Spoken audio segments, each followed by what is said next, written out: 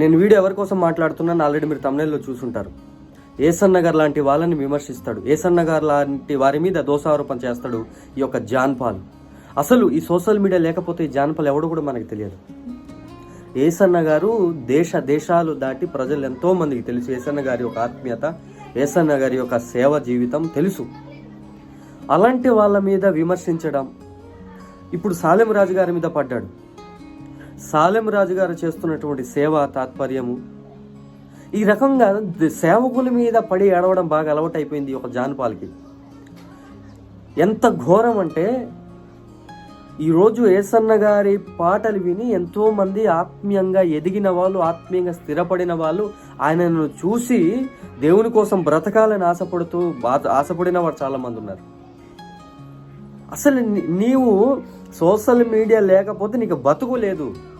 నీకు social media లేకపోతే నువ్వు ఎవడో కూడా తెలియదు.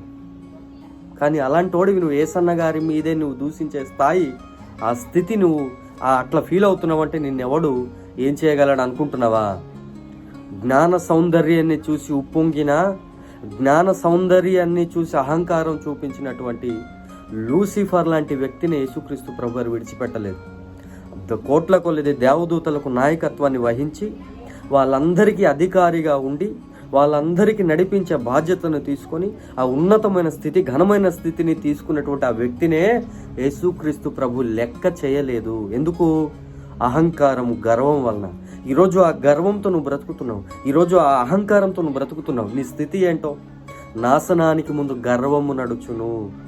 నీవు నశించడానికంటే ముందు ఇప్పుడు చూపిస్తున్నటువంటి ఈ పనులు, ఈ మాటలు, ఈ క్రియలు కనబడుతుంది. దేవుడు నీకు ఒక మంచి స్థితి ఇచ్చాడు.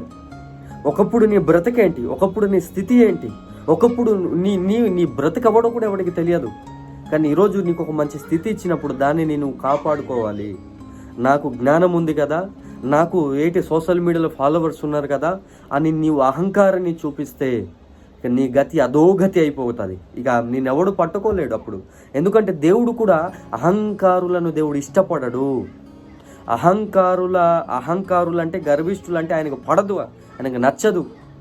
కాబట్టి అటువంటి గర్వాన్ని చూపిస్తున్న నిన్ను యేసుక్రీస్తు ప్రభువారు ఏ రకంగా నీ పట్ల స్పందిస్తాడో అది నీ విజ్ఞతకి వదులుతున్నాం, దేవునికే వదులుతున్నాం.